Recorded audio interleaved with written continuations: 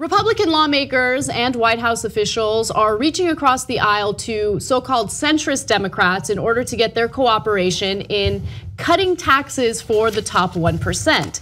Now, understandably, there are Democrats in the Senate who are against it, and they have essentially outlined their opposition to any bill that would add to the deficit or cut taxes to the top 1%. They did so in the form of a letter. However, there were 3 senators who refused to sign that letter. One of those senators was Joe Manchin.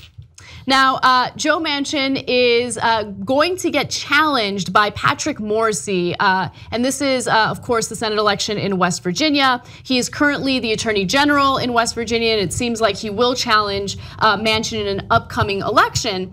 And so he tweeted about how it seems as though Manchin's not really looking out for the best interests of his constituents. Let's get to that. Morrisey called on Manchin to give up his place in the Senate's Democratic leadership team, to which Manchin was appointed by Minority Leader Chuck Schumer in November of last year. He says that West Virginia could not be more different from Chuck Schumer's New York, and many in West Virginia wonder how you can put West Virginia first when you are beholden to Chuck Schumer and his team.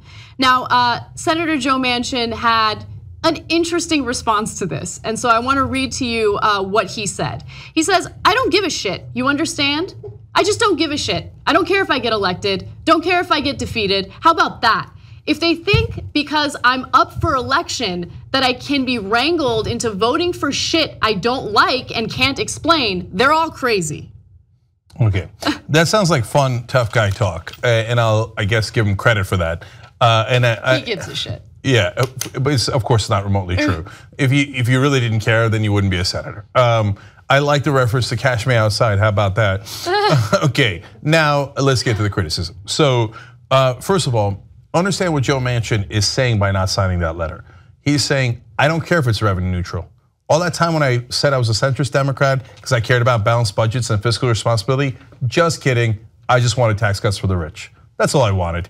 I don't care if it's tax neutral. I don't care if it creates a giant extra $1 trillion deficit on top, or maybe even $7 trillion according to Trump's proposals. Don't care, all I want. Well, that part you're right about, don't give a shit. I want tax cuts for the rich and giant corporations. That's what I want, that's what I'm gonna do. Okay, at least we hear you loud and clear, Joe Manchin. Now, in this case, Patrick Morrisey is the Republican. He thinks he's gonna run against Joe Manchin, but I got bad news for him, he's not. He's gonna run against Paula Jean Swearengin, who's gonna beat Joe Manchin in a Democratic primary. You're tied to the lesser of two evils. You got a Republican who says give tax cuts to giant corporations, and then you got a Democrat, Joe Manchin, who says give giant tax cuts to the corporations. Then vote in primaries. There's a primary opponent in the Democratic race against Manchin. Her name is Paula Jean Swearengin. By the way, she did an AMA on Reddit the other day. One of the top AMAs there was. I think it was even bigger than Bernie Sanders, okay? By the way, PaulaJean2018.com, if you want to go check it out. And yes, she's a Justice Democrat candidate. You know why? Because this is exactly what we're talking about. We don't want Democrats who, A, will help Republicans with their top priorities. Then they tell us, no, but you want those Democrats. No, I don't. I don't want that Democrat in office. I don't want giant tax cuts for the rich. So don't speak for me, because I don't want that. And number two, they say, no, but you have to be practical. A corporatist has a better chance of winning in West Virginia. What a preposterous point. No, a populist has a much better chance of winning in West Virginia, whether they come from the right or the left. Thank God in this case, Paula Jean's coming from the left and is a populist that actually cares about the population. So she is not going to say yes to corporate tax cuts. 67% of Americans are for increasing taxes on the rich, not decreasing them. Look into it, okay? So, and if you hear anybody on TV telling that Americans want taxes cut for the rich and for corporations, they are liars or grotesquely ignorant and should be fired from their jobs. If you don't know the facts, then go get another job. So whether it's justicedemocrats.com/win, PaulaJean2018.com, or any other way that you oppose blue dog Democrats, corporate Democrats, and you ask why. Is it personal? It's not personal. Joe Manchin came on here, we had a lovely conversation. We went back and forth. It's not personal. I don't know the guy at all. I've never met the guy, I never had a beer with him. But if you're gonna say, I'm going to serve multinational corporations and my donors, you gotta go.